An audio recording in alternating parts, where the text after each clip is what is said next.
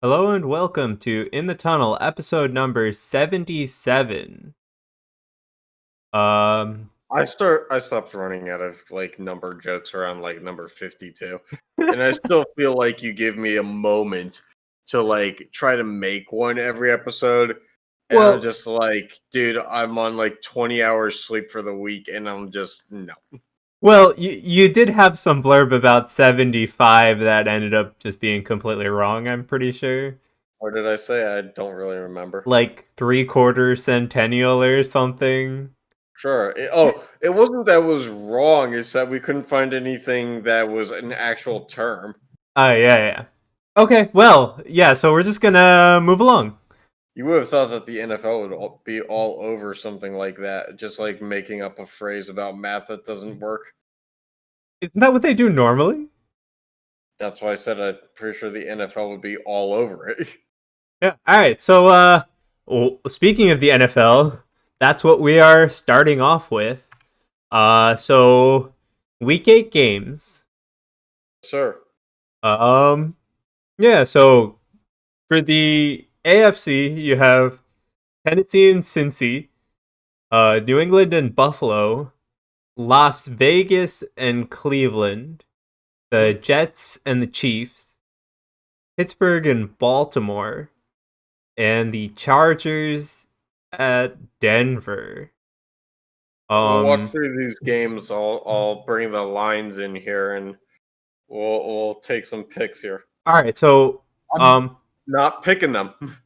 We're just gonna not picking them like that. I just we're gonna walk through them. okay, All right. This is courtesy of the Barstool Sportsbook that has slightly different odds than most. They normally do like a half point difference, I think. hmm, Um, but we're gonna base it off this because this is what we have. okay, All right. Let's see. We're gonna start with the Titans and Bengals. mm-hmm. We have the Titans by 6.5 points I could see that. and an over under of 51.5. I don't know if I could see that. Uh, I think I could I think it's pretty close. because I mean the Bengals did put up like 30 some on the Browns last week, but the thing is the Titans run the ball a lot. Yeah, that's why. So I feel like it's on the line. Yeah, that's Maybe why I'm don't touch like that one. that. Like, I could see Tennessee winning. That's not what I'm like. I'm looking at like they run the ball a lot, Mhm. dude. It's crazy. They run the ball so much, but at the same time, you don't even know what their backup running back's name is. I Yeah. mean, that's just true because like Deion Lewis is on the Giants now, and everybody knows Derrick Henry, and I don't know who's next. All right. So New England and Buffalo.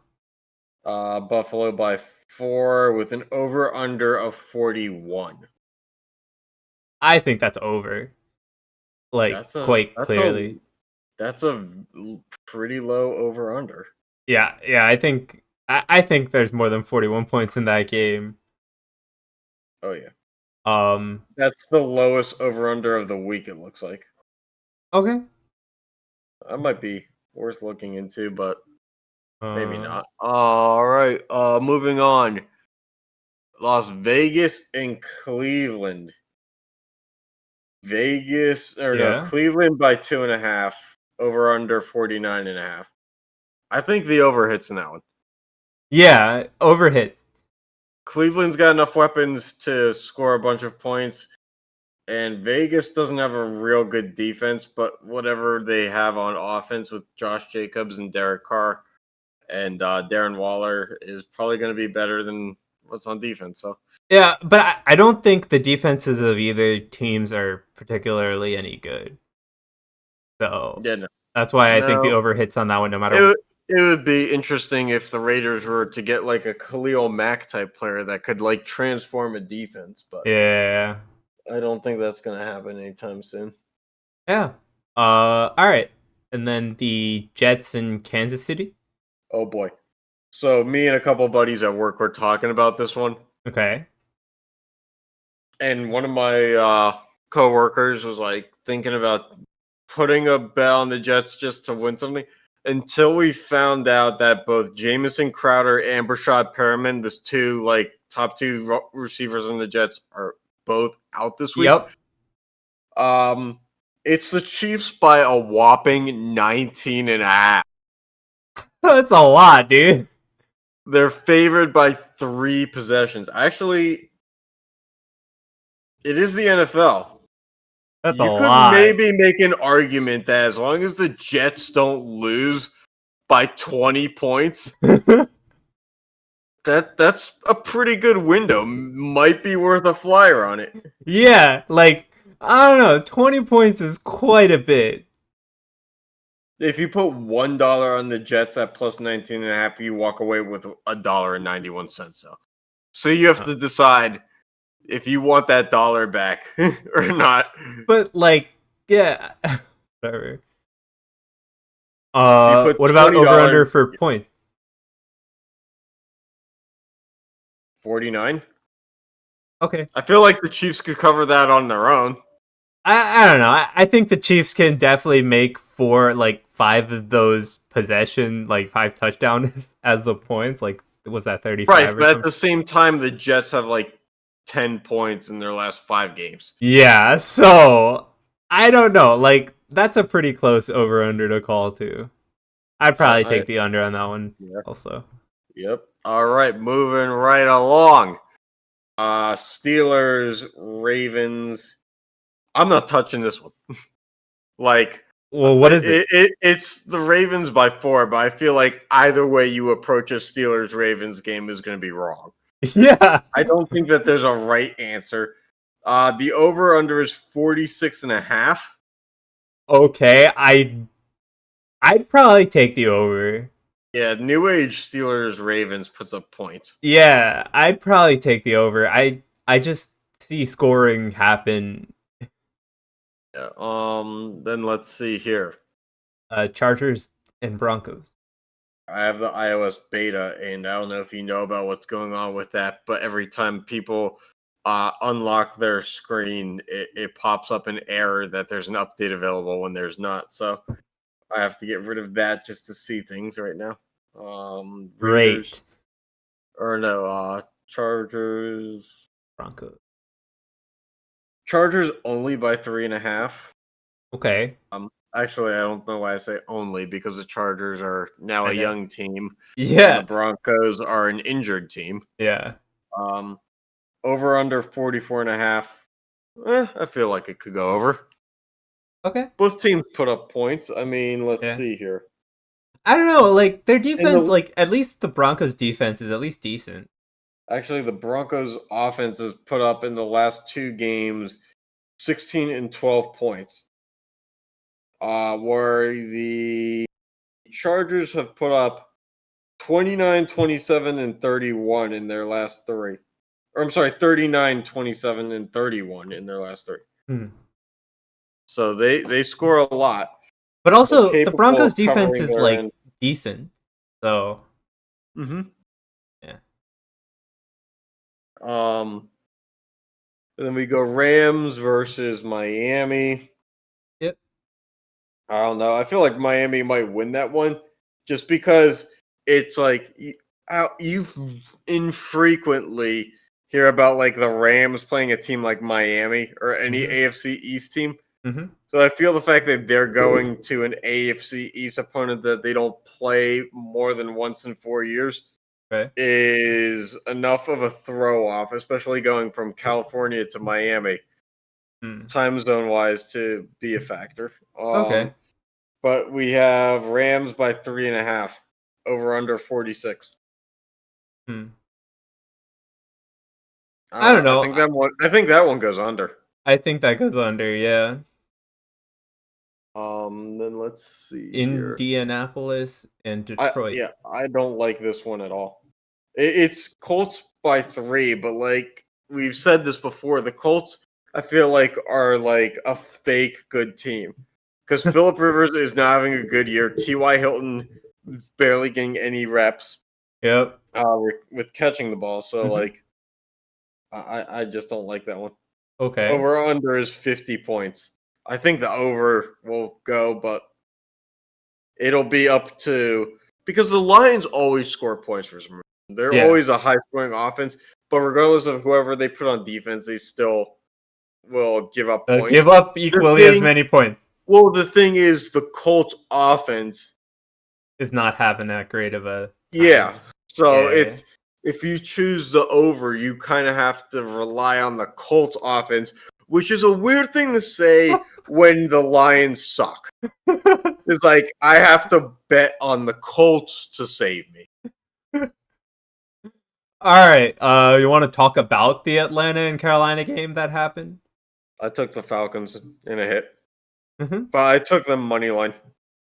Okay. It was plus 1.5. I didn't trust the Falcons to if they were gonna lose by less than 2 points. So I just went money line. Okay. So but yeah, I listened to that game on radio because I had to drive to and from a deck hockey game. Radio, dude. We're doing a podcast, dumbass. We can't say shit. I had. This is new age radio. All right. Yeah. All I right. mean, any thoughts about that game though? Uh, so it was played. It was apparently windy. Uh, Julio Jones is still good, For now. and I mean his last 3 games he's had like at least 100 yards each game. Yeah. Uh, All right. So moving on. yeah. That was fun. Minnesota and Green Bay. Minnesota and Green Bay. Okay, it's Green Bay by 6.5 with an Okay. over under of 50.5, which probably is going to hit because Green Bay's offense plus. But I the thing is Kirk Cousins. Kirk yeah. Cousins on a bad day will kill the over. Yeah, literally. The overall just die. He would kill the over in this case if Stephon Diggs was still on the Vikings. Yeah, I Um, still think it goes over. yeah, we'll make that the Sean pick of the week. Venmo me $5. We'll see how it goes. um yeah, All right. I mean, all right, New Orleans and Chicago. New Orleans and Chicago. Well, if there's any team that's going to make an over happen or an under happen, it's Chicago Yeah. because they can't score at all either. They're like the Jets plus like one tight end on offense. And yeah, because Jimmy Graham is good in the red zone. Yep. The problem is for the Jets, they'll never make it that far down the field. All right. So the Saints by 4.5. I'd take the Okay. Saints. I'd take the Saints. Yeah. I'm taking yep. Even Chicago's home, but like it's still early enough in the year where like it shouldn't be too much of a factor. It's not like snow Chicago. Yep. Because I don't know about you. I don't know if I've ever seen Drew Brees in the snow, but I bet it would be a train wreck for him. Going from dome to snow. Eh, I'm pretty sure he's played in the snow at least once. I mean, he did go to Purdue, so. But I mean, that's Indiana, so. All right. Anyway, San Francisco and Seattle. San Francisco. Seattle by 3. I don't know about that. Yeah, might worth be taking the Niners plus 3. Over under 54. I do like the over there Yeah. because Russell Wilson will put up 30, and then I feel like the 49ers will hang around. Yeah. Not the 49ers have the better defense, but I don't see Russell Wilson being stopped. Mm-hmm. And then the Seahawks defense is middle of the road, so if Garoppolo is good, it shouldn't stop the over. Okay. Yeah. And Dallas then and Philly. oh geez, is there a game that screams under any more than this? Dude. But wait, there's more.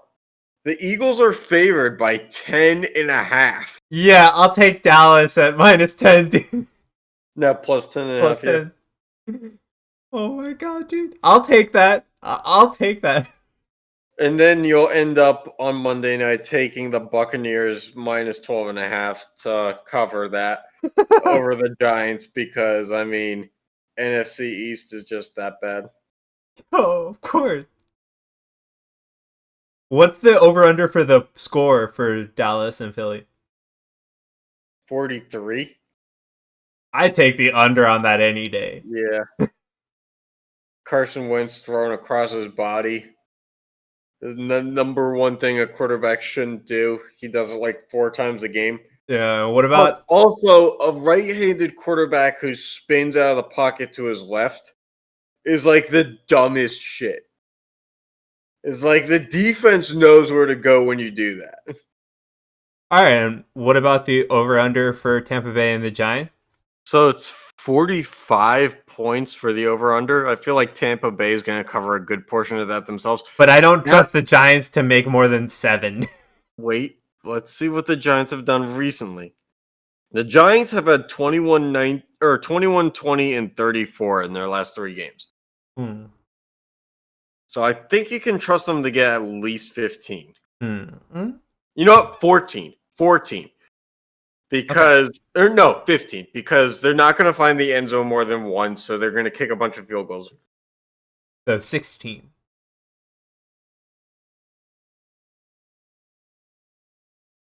Look, did I ever say math was good for me? There's a reason I didn't do the accounting thing. Remember, I went from high school to college, and I was like accounting, and then I walked out of college and into the real world, no accounting.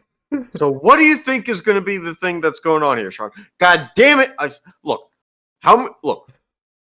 say what you will, and we'll get into this when we do college football. There's 12 fucking teams in the Big Ten, so I don't want to hear shit about math. Because there's clearly organizations making a ton of money that don't do math right. The Yes. Pac-12 has like 11. I don't know. The Pac-12 might actually have 12 teams, but the Big 12 has more than 12 teams in it too. So I don't want to hear shit about numbers right now.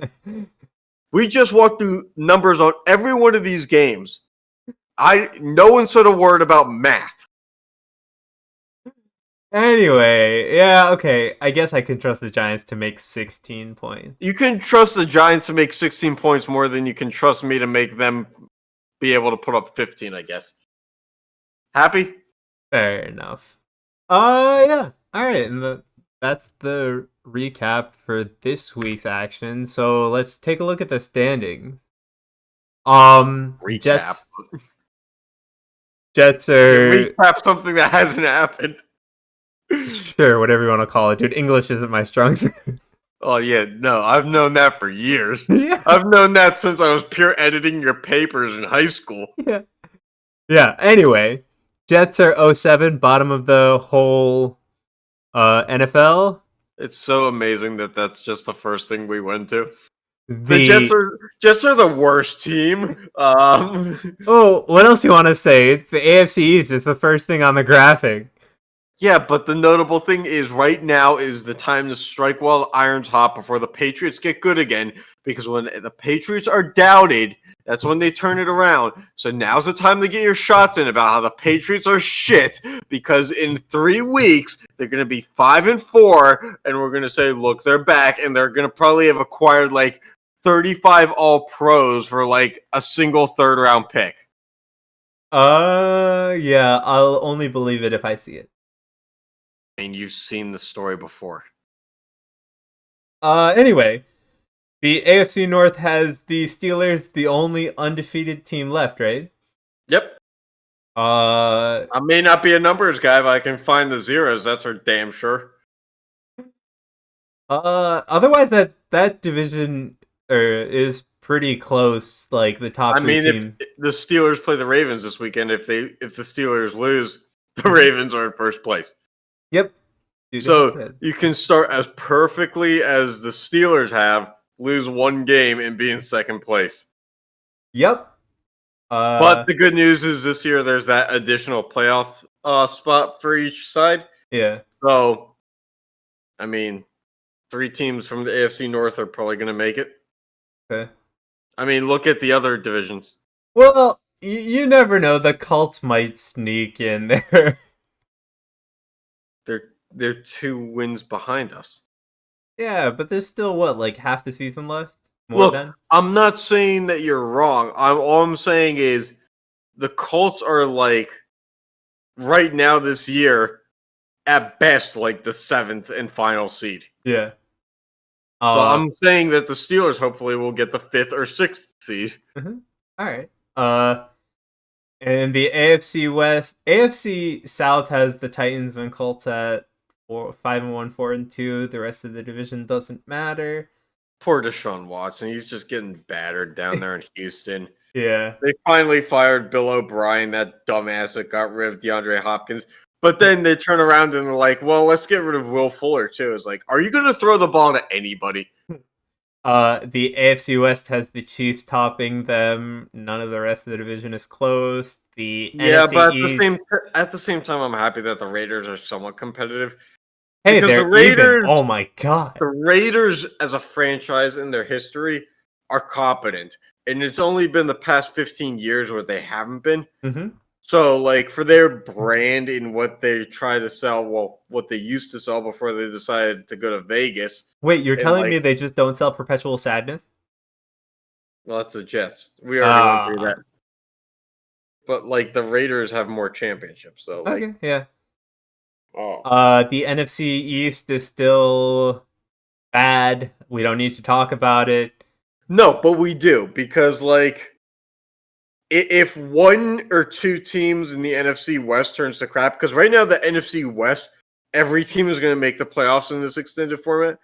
But we're talking about the NFC. If one of these teams goes on a losing streak, the NFC South and North are bad enough that like a second NFC East team could, if they walk in with like 5 wins, make the playoffs. Not enough people are talking about that.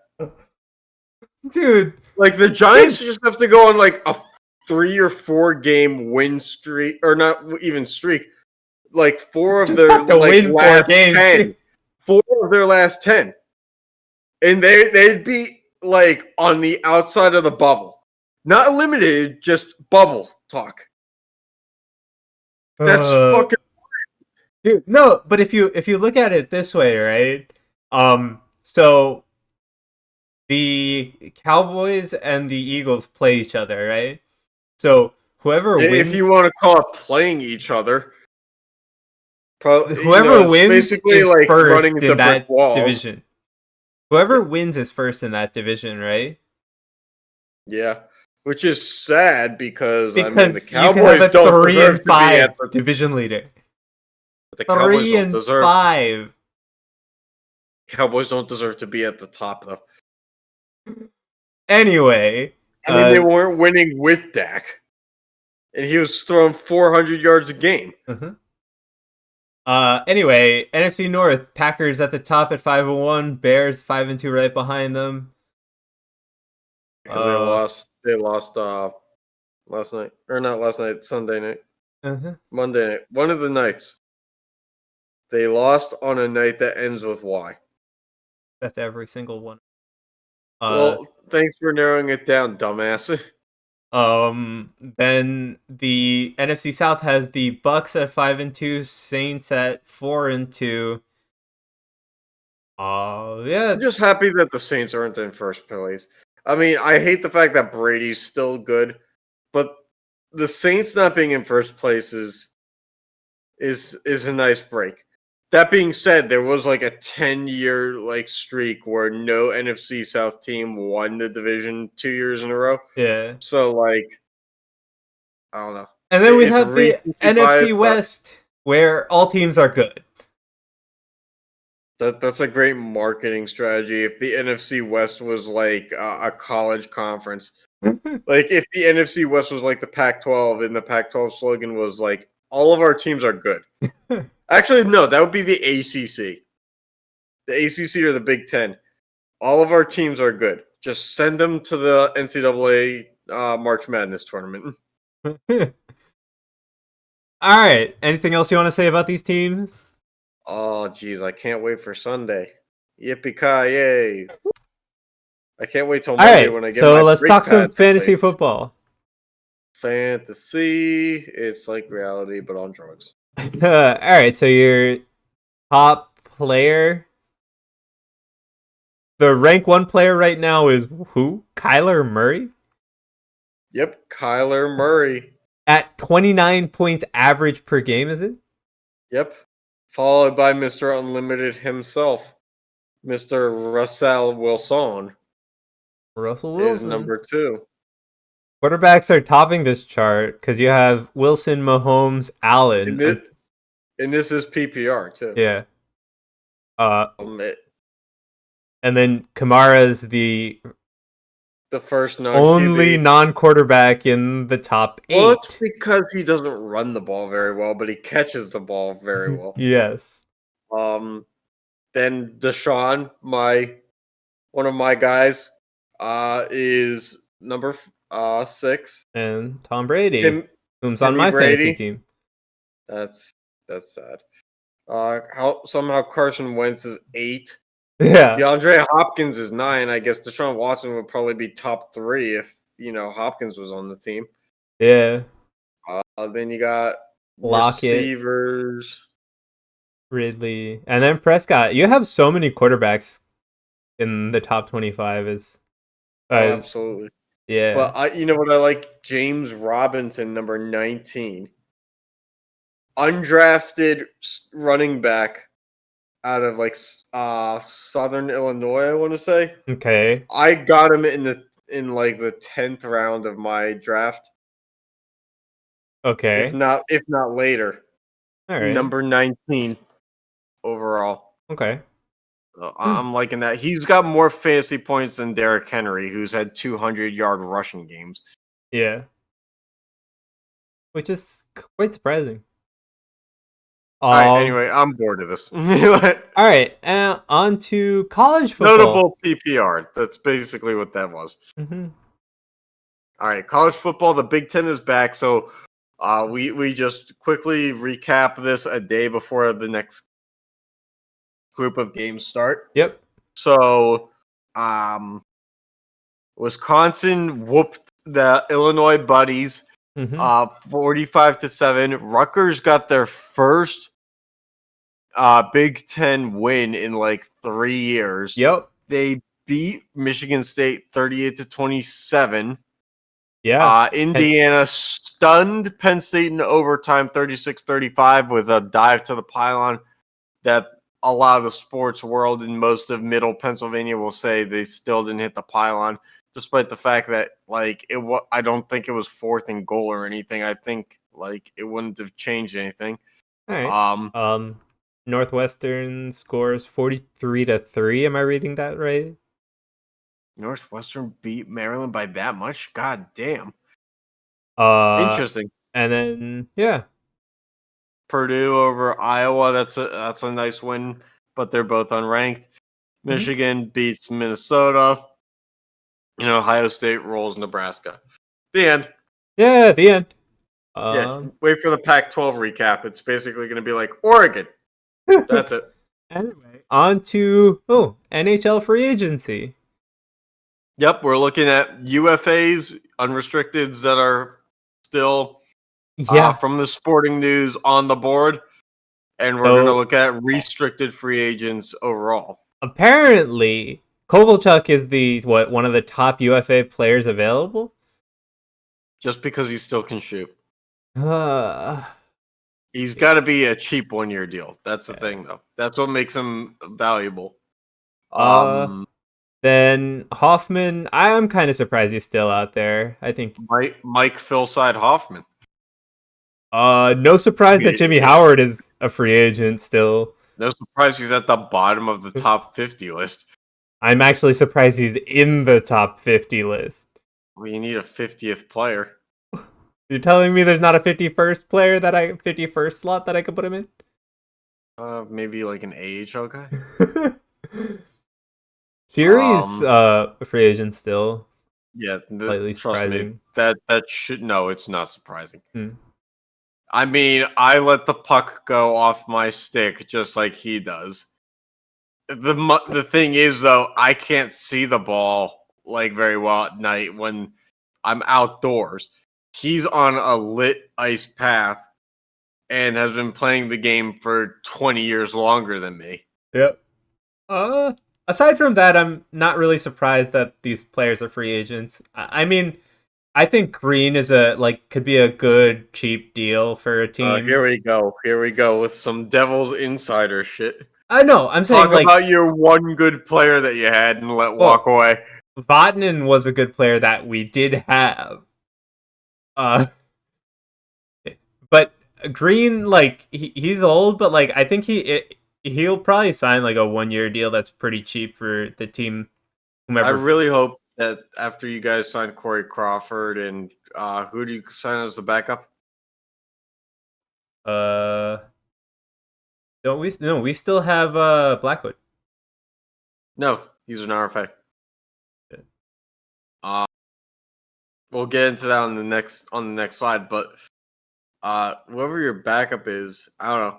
It's like a very veteran lineup. I can't wait for Jimmy Howard to do his PTO tryout deal and AHL minors deal with you guys. Anyway, I mean, you guys kept Brodeur around way too long. So what's next? Hey, I mean, hey, the Rangers had Lundqvist around for this long until this season. But they got rid of him before he turned 40. Believe it or not, that's what most teams do. Yeah, they don't keep a guy who needs quick reflexes until he's 20 years past his prime. Anyway, on to RFAs. Okay, we got to start using graphics that highlight the presentation so that people can actually read this shit. Yeah. Anyway, so top one is Barzal. Yeah, an RFA in his own right. Not surprising. The next three are signed. Yep, Blue is unsigned. Yeah, so Anthony Cirelli and Pierre-Luc Dubois from the Lightning and Blue Jackets, respectively. Okay. Anthony Duclair, I guess, became a UFA, but he was, I guess, just granted walking papers. I don't know how that works, but I have no idea. DeBrusk is a RFA with the Bruins. Somebody's gonna offer sheet him for sure.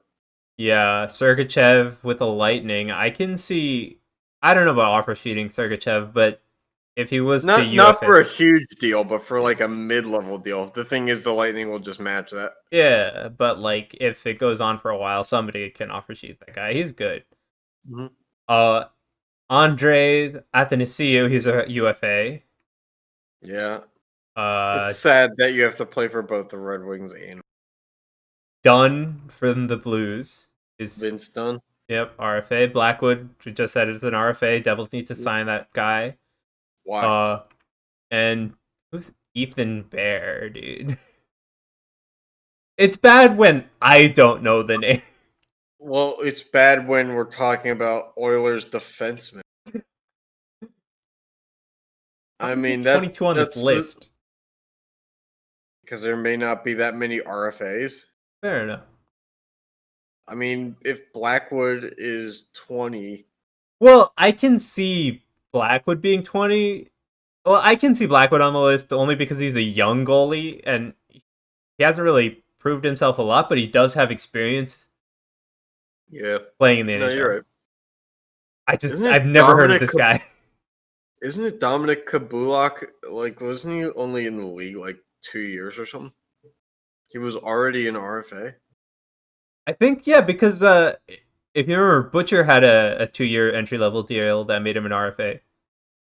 Yeah, but he wasn't drafted. I thought Kabulak was. Butcher was drafted. He sat out his draft team, and we signed him. Interesting. You know that? Because Kerfoot basically did that to us, I think. Yeah, but I mean, look at you guys and look at what Colorado's become. Yeah. All right. Oh, shit. No, he was drafted. Kabalik was drafted in 2013. Yeah. He's 25. I thought he was 21. He's been in. But this past year was his first NHL season.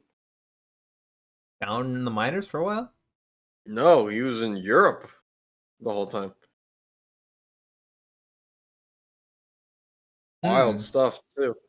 And they Also, gave him a 2-year, $7.5 million deal. That's pretty damn good. well, he did have 30 goals. He only played in 68 games, which coincidentally enough, the most games he's ever played in any season in his professional career. Not surprised. In the OHL, his highest number of games was 67. Hmm. This is the most he's ever played. Well, yeah, and we also had the shortened season, basically. So. Yeah, but I'm saying, like, if he played in an 82 game season, Mm-hmm. he would have played like 20 more games than he's ever played in a season. Yep. The guy would have burnt out and maybe been worth less. Mm-hmm. All right. Injury prone or something. Yeah. On to the MLB. What do we have to say about this? The Dodgers finally did what only takes the highest payroll ever, other than the Yankees, and 5 tries with one of the best pitchers to, take the mound in the past 30 years. It only took them 4 or 5 tries, but they finally beat a team because the Rays took out their ace pitcher too early and fucked themselves over. So congrats to the Dodgers.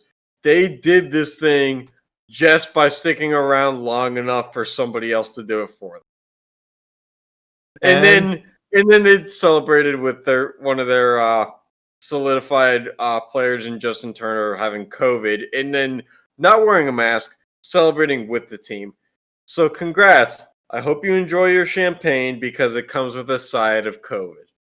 You fucking dumbass. See, this is why it takes 5 times for the Dodgers to try to win the World Series. Because in a pandemic, they let the guy infected with the disease party like it's normal.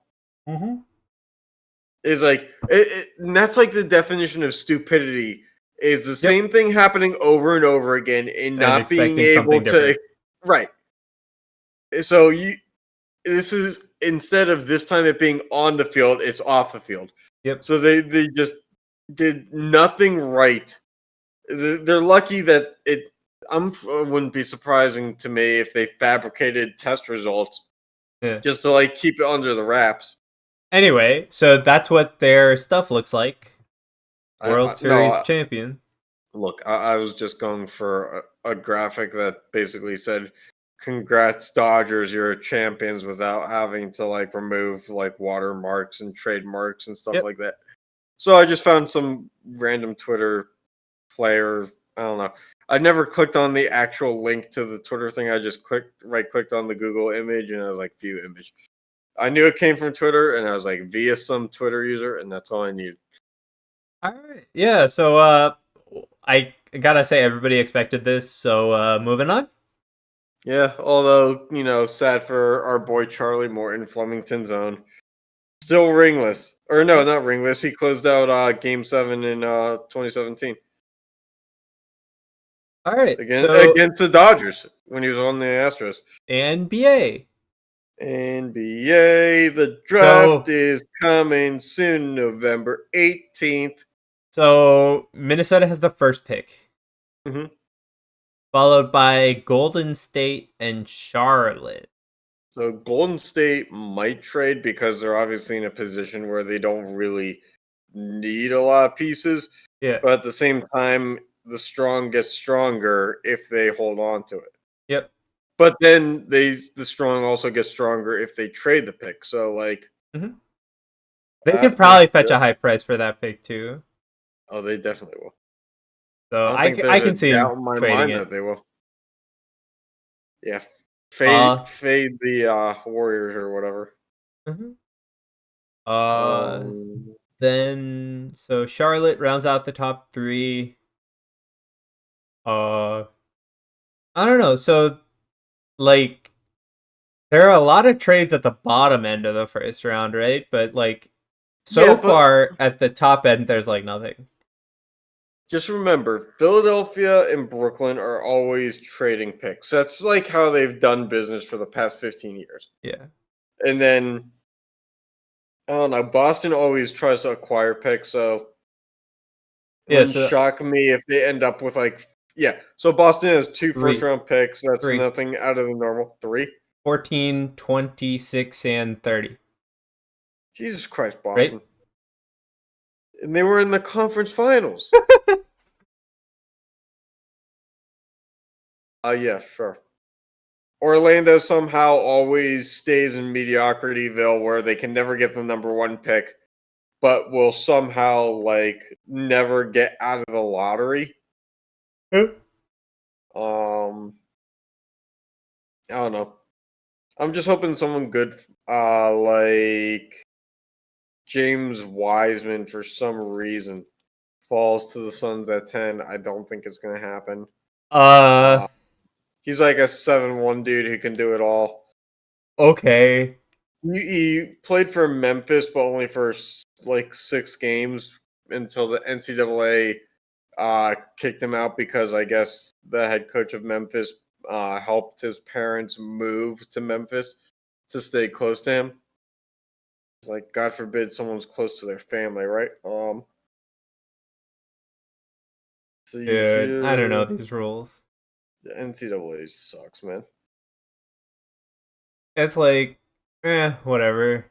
I mean, that's basically the NCAA's mantra too. Is whatever. But like the thing with the NBA draft is like it's only 2 rounds, so it like goes by so quick and like and Till you watch it. but the point is like if I have like a one of the last like 15 picks in that dang draft, I'm like, I could just sign an undrafted player who's probably just as good as any of you. Exactly. So I think in the NBA draft, it's like the top 10, 15 picks that matter. I'd go maybe 20, but Yeah, I could see it. But like aside from there's that, it's always a like steal somewhere down there. but aside from that, it's like I could find somebody undrafted that's probably as good, maybe I mean, slightly worse. in today's NBA, every undrafted guy is just an 18 or 19 or 20-year-old guy anyway. Hmm. Because they'd rather have a guy who's like 2, 3 years younger on a cheaper contract because they're undrafted and have the ability to develop them, put them in the G League, and then ride it out. If it doesn't work, then they'll just get somebody else, Hmm. and then sometimes it hits. But like the days of like a college senior being a top 10 pick are pretty much over Yep.